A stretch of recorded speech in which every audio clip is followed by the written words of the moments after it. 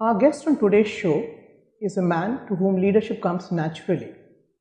He has led the Royal Oman Air Force as its chief and was awarded the Order of Oman by His Majesty for his services to the nation. In the corporate sector, he has had the distinction of leading multiple large international financial institutions. He is currently the executive chairman of international investment firm InvestCorp and the chairman of Bank Sohar. In addition, he has also found the time to write 3 books and is a prolific speaker on international affairs. Mr. Mohammed Mahfoudh Al-Ardhi, a very warm welcome to OER Power Talk.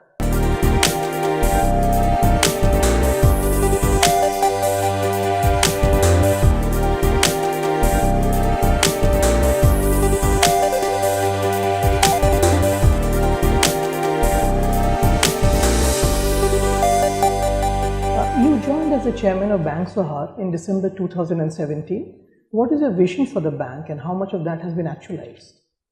So our vision for Bank Sohar is to be a leading Omani service company, servicing its customers, its communities, and the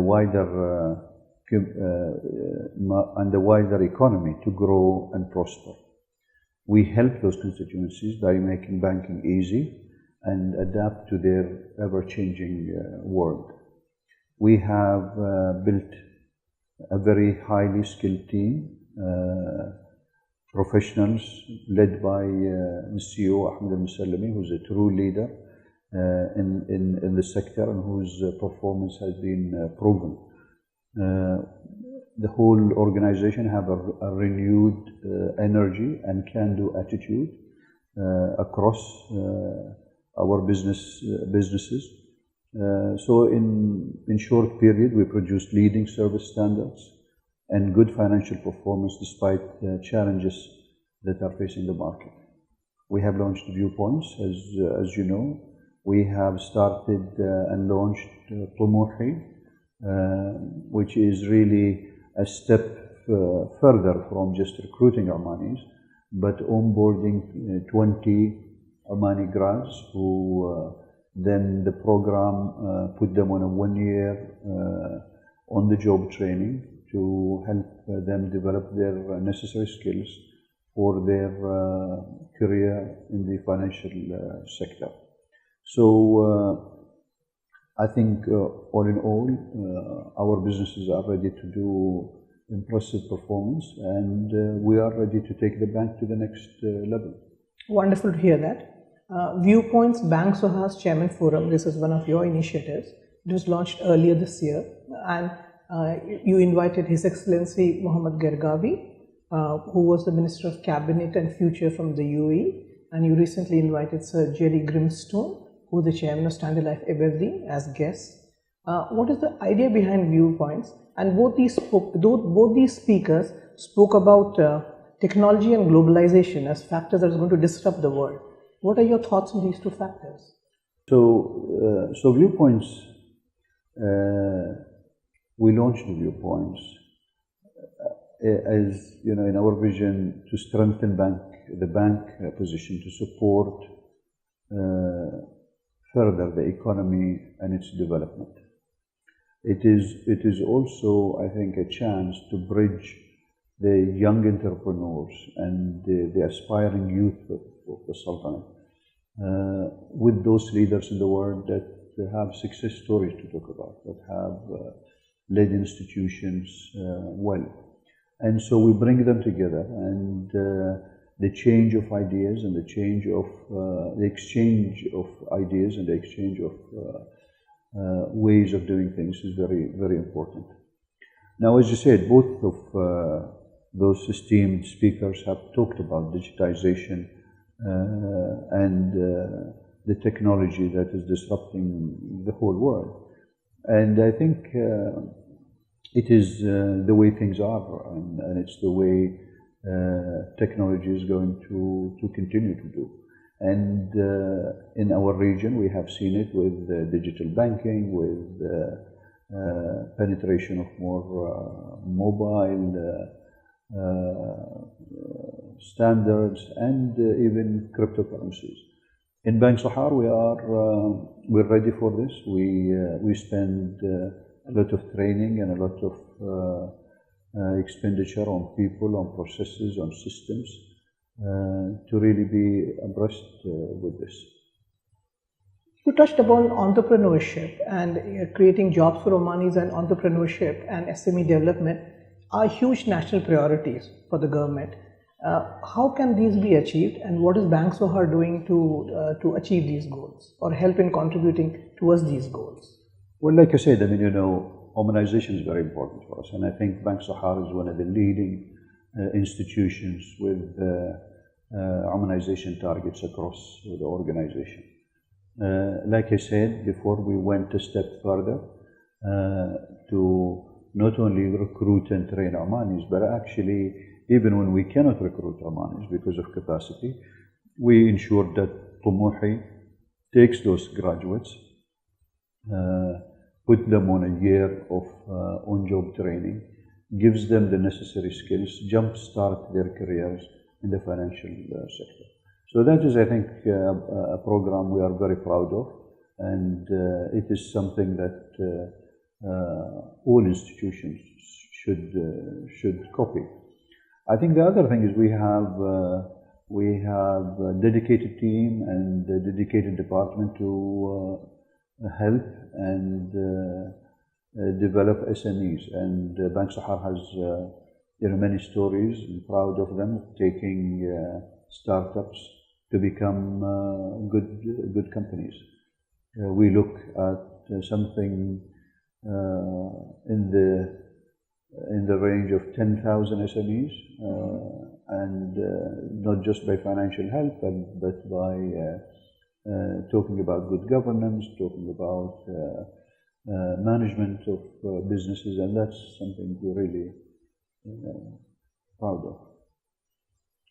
There are concerns on the other side, is that automation and technology and artificial intelligence will lead to a loss of jobs. Do you agree with this line of reasoning? No, I think if you look at human history, technology has never really lowered employment. It has changed jobs. There has been always great transformation and transition from one way of doing things to another. But in total, I think there would be more jobs and more employment. What is required is for nations to actually look ahead for this, prepare for it, and transition. I mean, look at what happened, for instance, to the disruption to the retail with e-commerce coming online. Those companies who saw it happening and who prepared themselves with digitization and automation, they did well. And those who sat until things hit them had to suffer. And I think this is what we need to do. And like I said, Bank Sahar is that's what we do. We look at what's coming around the corner and how to anticipate it. You recently visited Japan, and this is something that you mentioned in Viewpoints also. Japan is a country that we don't hear so much about in Oman. Right. What are your thoughts on the investment climate in Japan? I mean, Japan is a great country, as you know. It's a great economy. It's the third largest economy in the world. It's developed, mature. At the moment, they're getting out of their own crisis that has hit them 20 years ago, which caused a lot of deflation, which affected the way they invest, basically. The Japanese, people are sitting on a lot of cash, sitting in banks, doing not much. And I think now they've come to the realization that to sustain this, to sustain their pensions, to sustain the future, they need to invest with more returns. And it's an opportunity for us, for every investment, I think, firm, to see what they can do in Japan, either investing directly in Japan or distribute the one products in Japan. The other thing I think I said is that we see a lot of connection between Japan and the Gulf. Japan depends heavily on energy from the Gulf, have a lot of coordination, cooperation with governments in the GCC on different programs to do with petrochemicals, with renewable energy, with food. And so we have a lot of things going on, but you're right, the investment community does not seem to know that. Oil prices have rallied to $85 per barrel in the recent past, bringing back a measure of business confidence.